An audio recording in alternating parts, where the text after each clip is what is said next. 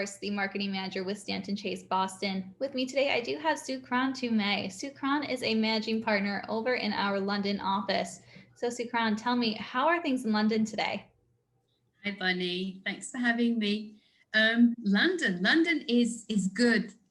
We were in lockdown for months, as you know, but now things are kind of getting back to normal again. A lot of people have had their vaccines. A lot of people will continue to get their vaccines, and that is obviously, just improving the morale and everything in London. So yeah, I mean, it's getting back to normal, but we have been good. We obeyed the rules.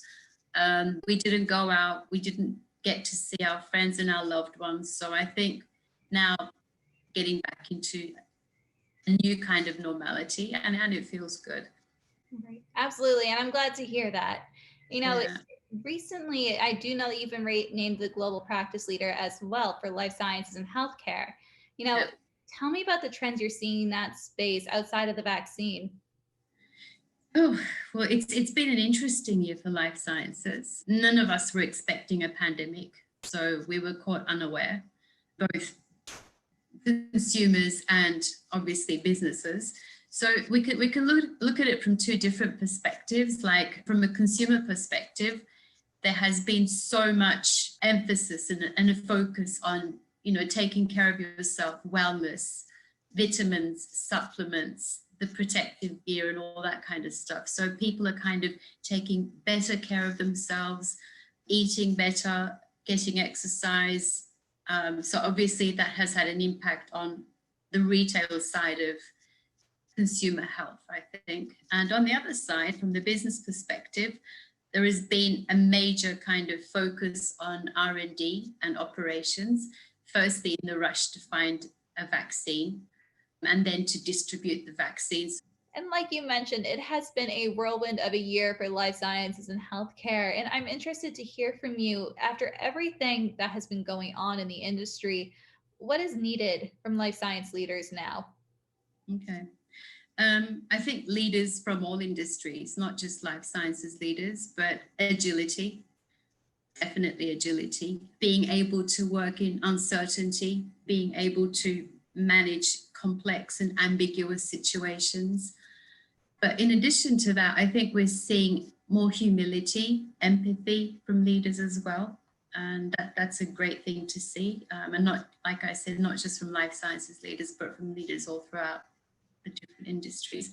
And what's interesting is that we're seeing a lot of attention to mental health, diversity and inclusion from leaders as they lead from the front. So these are great changes. And I think that the pandemic has had an impact on these values emerging as well. And, aside from life sciences, I do know that you're also an image consultant and you focus on appearance and behavior and image. And I do also know that you are originally from Istanbul and now you're in London. So I'm curious to know about the differences you've seen between image, from London to Istanbul. Well, firstly, I think when we say image, it's not about fashion. It's not fashion related. I think what image consultants do is help the person to reflect who they are, and to help them attain their personal and professional goals. It's like looking the part, and sometimes people need help in that sense, like looking the part, acting the part, talking the part, etc. So that's what an image consultant does. So as you said, it's about appearance, behavior, and communication. And the interesting thing is that how it started, image consultancy, it started in the 70s and 80s when women were becoming more prominent in the corporate world and they had to compete in a man's world. So that's where the concept of power dressing comes from. Women felt the need to wear suits so that they can compete with men. That is now changing, thank goodness. Women don't need to look like men.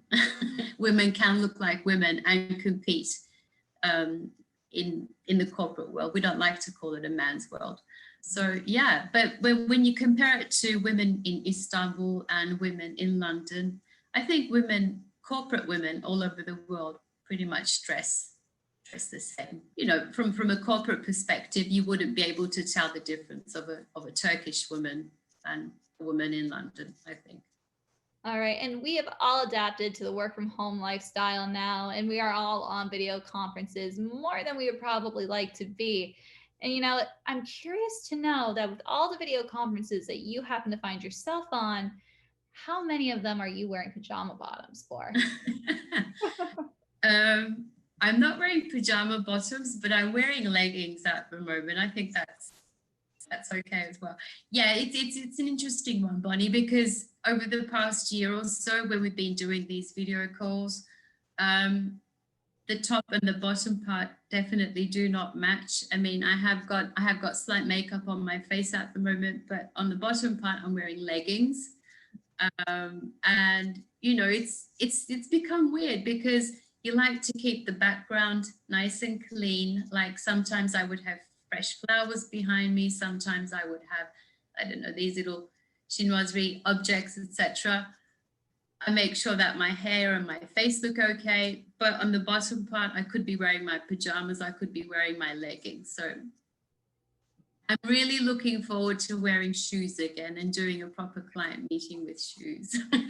You and me both. You and me both. Well, Sukran, thank you so much for taking some time out of your day to speak with me. Thank you for having me. Absolutely. And hopefully we get to meet soon with shoes.